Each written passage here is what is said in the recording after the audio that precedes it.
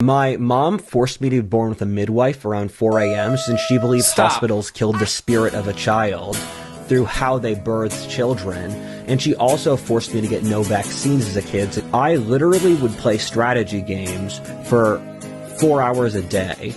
My school was mostly gay and Chinese people. Oh god, I'm just so tired of this bullshit. And my father had crippling mercury poisoning when he inseminated me. My mom was kicked in the head by a horse. God told me it was my duty to found a religion, and that in the process of trying to not found a religion, I would do so anyway.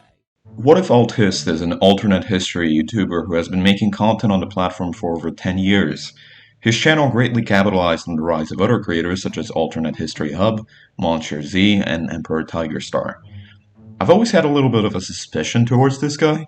It may strike you all as really petty, but someone keeping a channel name related to alternate history as they venture into other genres strikes me the wrong way.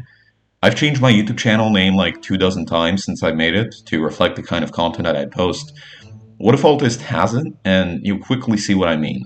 It's like if I kept my name as Tradcav Doctor Who, yes that was an actual alias of mine, while posting the kind of content that I do.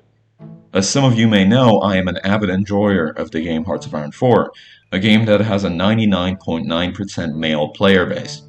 The vast majority of Hoi4 enjoyers are indeed autistic men who like seeing the map change color and roleplay their funny little world domination scenario.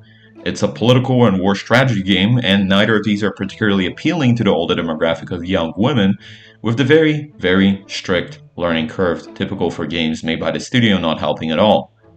Similar background.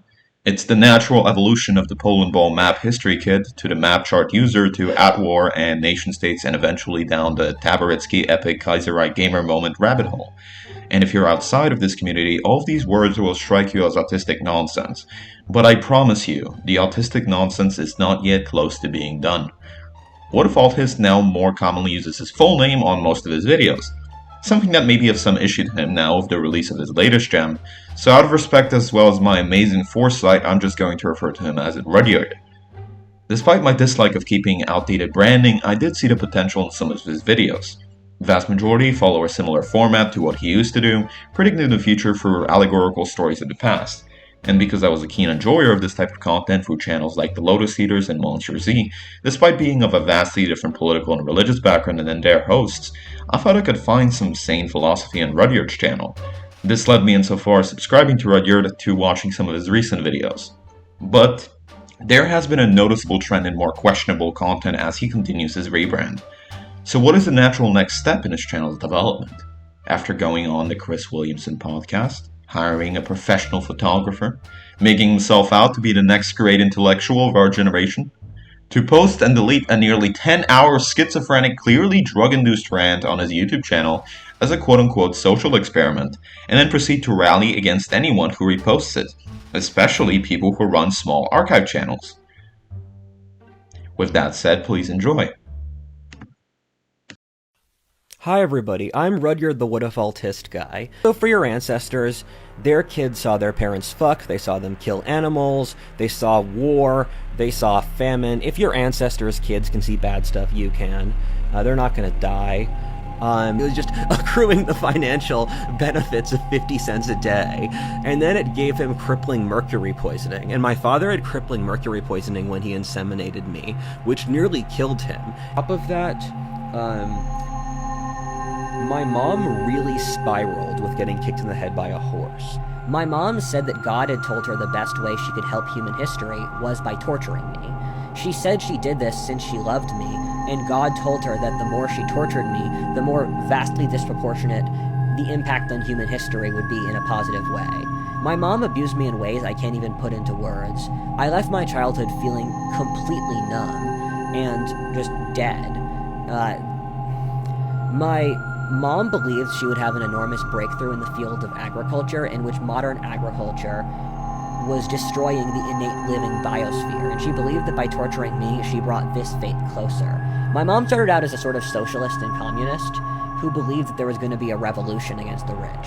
And then she went through a Wicca phase, a Christian fundamentalist phase, and by the time I graduated high school, she was a far-right borderline fascist. She wanted America to be a WASP ethno-state where she believed the Jews, the banks, and the Catholics were destroying America. My life was a complete nightmare. The sanity, safety, and stability my father provided me is the thing that kept me alive. I would 100% have killed myself if he wasn't there. She was in a constant psychological psyop, where she would constantly say that I was going to move to Canada and I was going to live there and the courts would side with her. She would just psyop me 12 hours a day. It was ridiculous. I hated her so much. I was suicidal when I was 14. My parents were forced to go into counseling by the Chester County court system. The counselors told me that I could tell them I was suicidal and that I could trust them because they were worried about my mental health and they wouldn't tell anyone else. And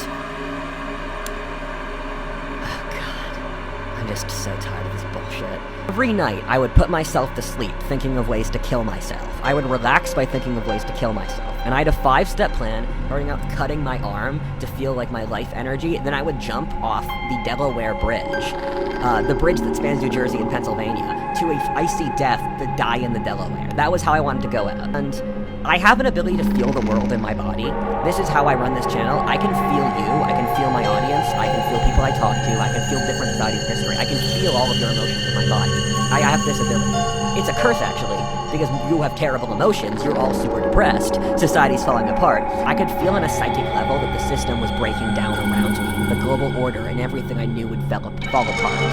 And I predicted the global order would collapse in the next few years. I thought it would be nuclear war at the time, or like a major global war. And this is what got me into studying geopolitics, which I really got into around age 16. That Jennifer kept insulting me, and that my dad kept doing nothing about it, siding with her. I remember crying so loudly, and then I would realize no one ever cared how I felt about anything. I realized that no matter how much I was hurt, my dad wouldn't care or stop Jennifer. No one would ever care about my immense suffering at any point.